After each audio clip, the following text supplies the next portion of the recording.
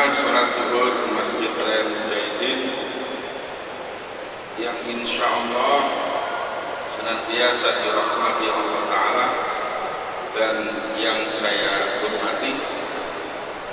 Alhamdulillah, Allah masih memberikan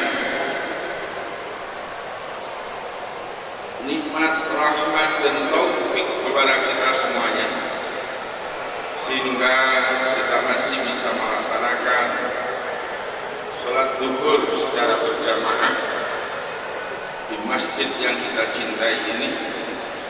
Mudah-mudahan ibadah-ibadah yang telah dan sedang kita lakukan diterima oleh Allah Ta'ala sebagai amal soleh kita semuanya. Amin Allahumma amin. Salawat serta salam senantiasa kita sampaikan kepada junjungan kita Nabi Muhammad sallallahu alaihi wasallam beserta keluarga beliau, para sahabat beliau dan pengikut-pengikut beliau yang setia melaksanakan sunnah-sunnah beliau sampai akhir zaman nanti. Jamaah sekalian yang dirahmati Allah Ta'ala, pertemuan kita sebelumnya kita sudah menyampaikan satu dari wasiat ilahi yang harus menjadi perhatian kita dan harus kita wujudkan dalam kehidupan kita sehari-hari. Yang sudah kita sampaikan adalah mentauhidkan Allah, menyembah hanya satu-satunya kepada Allah Ta'ala, berdoa hanya satu-satunya berdoa kepada Allah Ta'ala, bertawakal hanya bertawakal kepada Allah Ta'ala, dan bentuk-bentuk penyembahan lain semata-mata hanya kita tujukan kepada Allah Ta'ala. Karena memang dalam banyak ayat Allah sampaikan besaran-besaran yang mengharuskan setiap manusia untuk dan hanya menyembah kepadanya. Di antaranya dalam surah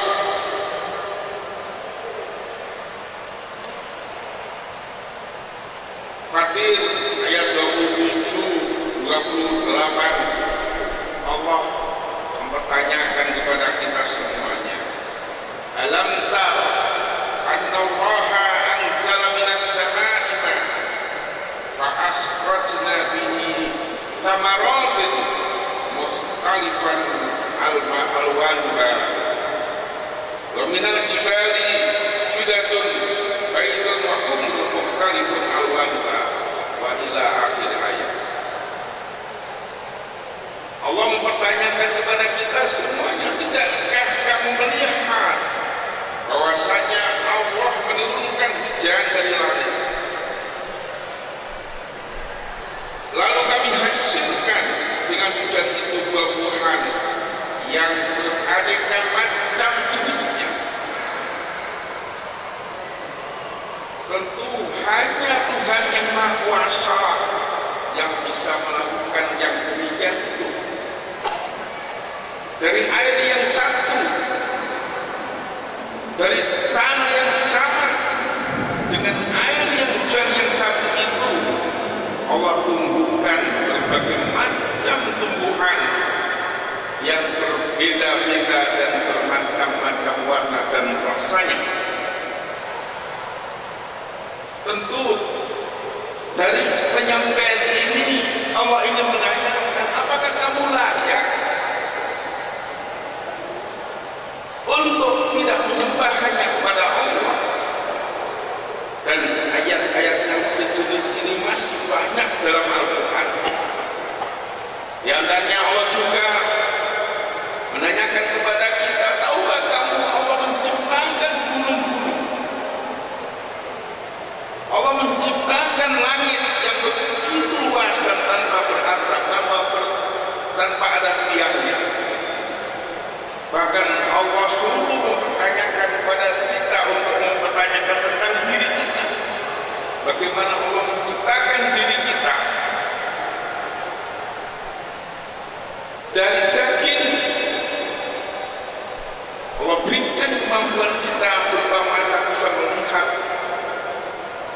berupa telinga bisa mendengarkan, belum lagi tentang Allah ciptakan otak, di mana otak itu mempunyai jaringan yang sangat besar. Lantas yang harus kita tanyakan, masihkah kita tidak mau mengisahkan, mengkuduskan Allah? Masihkah kita mau mensyirikkan Allah, mau menyandingkan Allah dengan makhluk yang tidak punya kekuatan apa-apa? Oleh karena itu Allah tegas kepada orang yang berbuat syirik. Yang pertama, Allah katakan, sesungguhnya Allah mengampuni, sesungguhnya Allah tidak mengampuni dosa syirik. Innallaha la yaghfiru an yushraka bihi. Sesungguhnya Allah tidak mengampuni orang-orang yang menyandingkan, menyamakan Allah dengan makhluk. Dan Allah sangat murka. Betapa tidak Allah menciptakan sedemikian rupa, lantas ada orang yang menyamakan, menyandingkan Allah dengan makhluk. Maka Allah katakan, innallaha la yaghfiru an yushraka bihi wa yaghfiru ma duna dzalik. Dan Allah mengampuni dosa-dosa lain. Walaupun ulama memberikan penjelasan bahwa kalau pelakunya tidak mau bertobat, karena memang Allah tidak layak. Bahkan dalam ayat lain Allah mempersyaratkan bagi siapa saja, khususnya orang-orang yang beriman, yang ingin kembali kepada Allah pada hari akhir nanti, yang ingin kembali kepada Allah Ta'ala sebagaimana awal Dia ciptakan, yang ingin bisa bertemu Allah Ta'ala, maka salah satu syarat orang itu tidak boleh berbuat syirik, yaitu menyekutukan, menyandingkan, menyamakan Allah dengan makhluk. Bagaimana Allah berfirman dalam surat Al-Kahfi, qul innama ana basharun mithlukum yuha ilayya innama ana ilahun wahid faman kana yarju liqa'a rabbih, maka barang siapa yang mengharapkan pertemuannya dengan Allah, falyamal amalan sholihah, maka hendaklah mereka beramal soleh, wala yusyrik bi ibadati rabbih ahad, dan jangan mensekutukan Allah dengan sesuatu apapun. Maka kita menyembah hanya kepada Allah, kita berdoa hanya kepada Allah, kita bertawakal hanya kepada Allah, dan kita tujukan ibadah-ibadah lain hanya kepada Allah. Jangan sedikit pun dicampuri dengan kesyirikan. Bahkan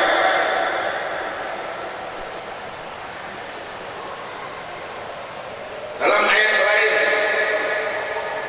Allah juga tegaskan bagaimana akibat yang akan diterima oleh orang-orang yang telah menyekutukan Allah terhadap amal-amal yang pernah dia lakukan.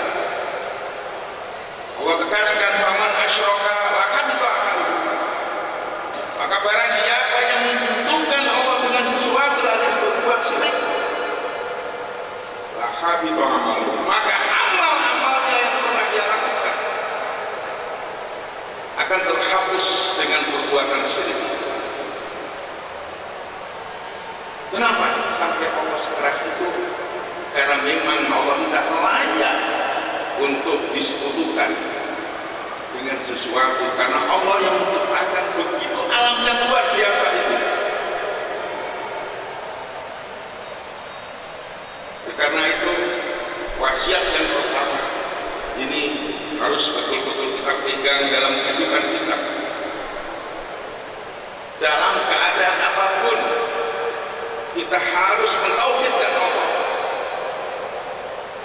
Jangan gara-gara Allah menguji dengan sakit yang tidak kunjung sembuh,